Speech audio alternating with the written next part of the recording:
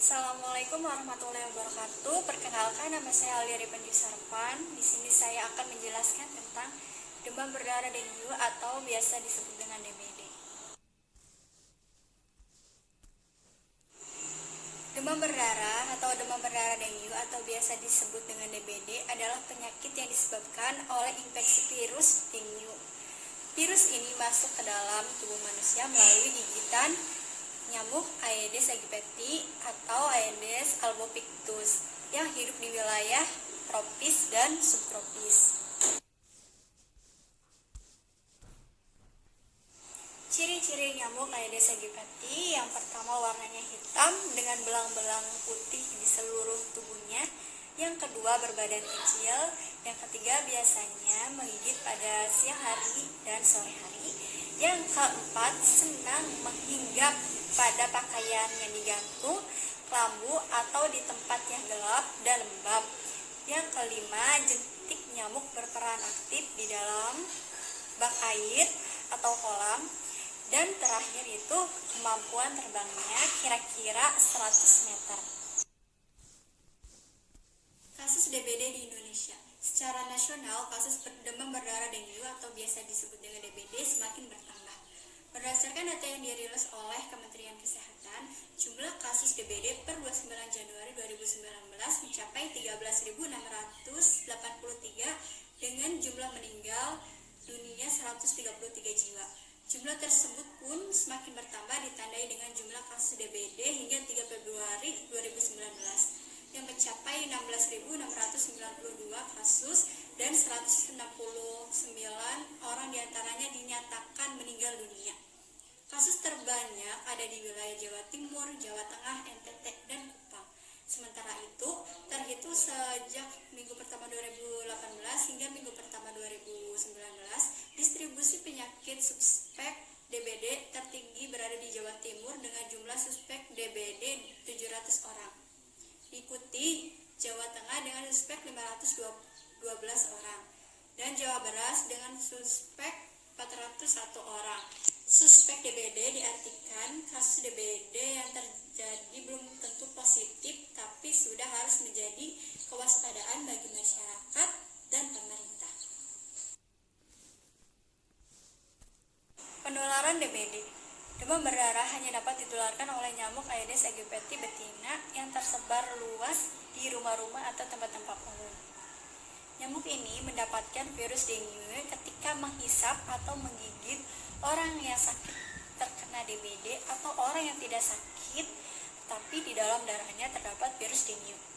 Virus dengue yang terhisap oleh nyamuk Aedes aegypti ini akan berkembang biak di dalam tubuh nyamuk. Bila orang yang terkena atau yang ditularkan virus DBD ini tidak memiliki kekebalan tubuh yang baik, maka orang itu akan menderita DBD. Fase dan tahapan penyakit.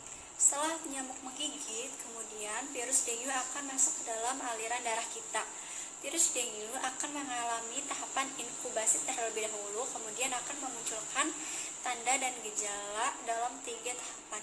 Pertama, fase demam, kedua fase kritis, yang ketiga fase penyembuhan. Fase demam. Pada saat fase demam, seseorang akan mengalami demam secara tiba-tiba sampai 40 derajat Celcius ataupun lebih. Pada 2-7 hari, seseorang akan mengalami nyeri sendi, nyeri otot, ataupun sakit kepala.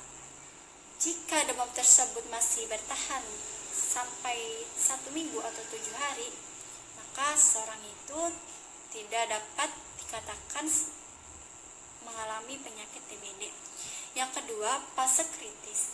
Pada fase kritis adalah fase pengecohan, di mana seseorang yang awalnya demam akan tiba-tiba sembuh secara drastis.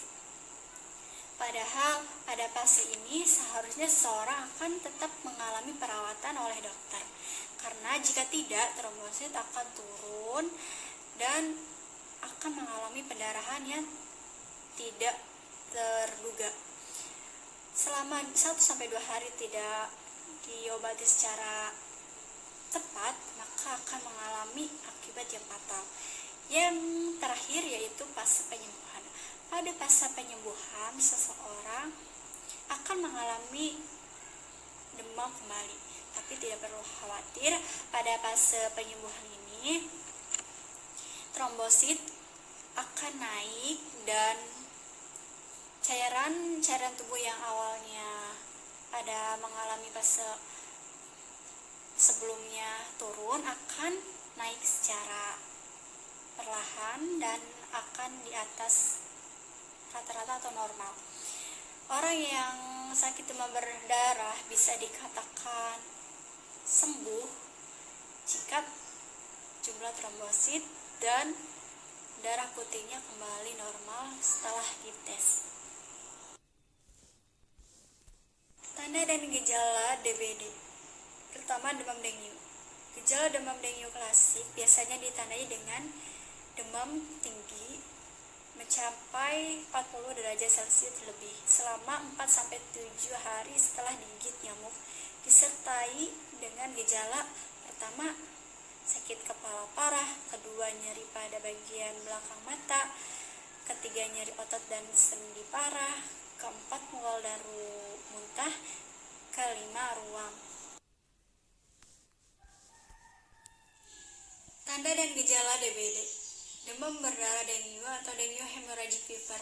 Gejala dari DBD ini meliputi semua gejala ditambah dengan muntah terus-menerus, sakit perut parah, sulit bernapas setelah demam awal mereda, kerusakan pembuluh darah atau getah bening, perdarahan di bagian hidung, gusi atau di bawah kulit, menyebabkan memar berwarna keunguan. Perdarahan juga dapat beresiko menimbulkan kerusakan pada kelenjar getah bening dan pembesaran hati. Jenis penyakit dengue ini dapat menyebabkan kematian.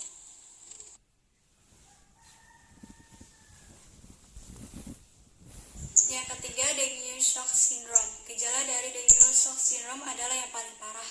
Gejala demam shock meliputi semua gejala dengue dan DBD ditambah kebocoran di luar pembuluh darah, perdarahan parah, shock atau tekanan darah sangat rendah.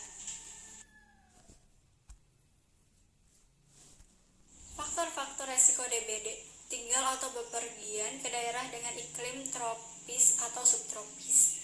Seseorang akan memiliki peluang terkena gigitan nyamuk Aedes aegypti karena nyamuk tersebut tinggal atau senang berada di daerah iklim tropis atau subtropis. Yang kedua, punya riwayat terkena demam berdarah. Jika seseorang mempunyai riwayat ataupun pernah mengalami demam berdarah, maka akan berpeluang besar seseorang itu akan mengalami kembali. Pengobatan DBD. Yang pertama, obat penurun demam. Dengan mengkonsumsi obat penurun demam, diharapkan demam tersebut akan turun dan menghilangkan atau mengurangi rasa nyeri ataupun sakit.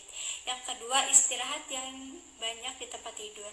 Pasien DBD diwajibkan untuk banyak istirahat di tempat tidur karena akan mempercepat proses pemulihan atau penyembuhan. Selain itu, istirahat yang cukup dapat memulihkan jaringan tubuh yang rusak pada saat kondisi tersebut. Yang ketiga, minum banyak cairan. Pasien yang terkena DBD diwajibkan harus banyak mengkonsumsi cairan karena untuk mencegah terjadinya dehidrasi. Selain itu, gejala seperti kram otot dan sakit kepala dapat dihilangkan ketika kita mengkonsumsi banyak cairan. Pencegahan DBD yaitu dengan mengendalikan faktornya, yaitu nyamuk Aedes aegypti dengan cara PNS DBD, pemberantasan sarang nyamuk demam berdarah dengue, yaitu dengan dua cara: nyamuk dewasa dengan menggunakan fogging atau insektisida, yang kedua jentik-jentik nyamuk dengan menggunakan kimia, fisik atau biologi. Pencegahan DBD. Yang pertama, kimia dengan cara pemberian abatisasi, abate, pengasapan, dan fogging. Yang kedua, fisik dengan menggunakan cara 3M+. Yang pertama, menguras bak mandi, yang kedua, menutup tempat penampungan air, yang ketiga, mengubur dan menyingkirkan benda-benda yang dapat digenangi air seperti ban bekas, kaleng bekas, vas bunga, penampungan air, dan sebagainya. Selanjutnya, menggunakan obat nyamuk sebelum tidur atau sebelum berpergian. Menghindari kebiasaan menggantung pakaian di dalam kamar, menggunakan kelambu, memakai obat yang dapat mencegah gigitan nyamuk. Yang ketiga, biologi, dengan menggunakan ikan pemakan jentik dan bakteri BTH14, yaitu agen yang aktif mengendalikan nyamuk. Cukup sekian dari saya, kurang lebihnya mohon maaf. Wassalamualaikum warahmatullahi wabarakatuh.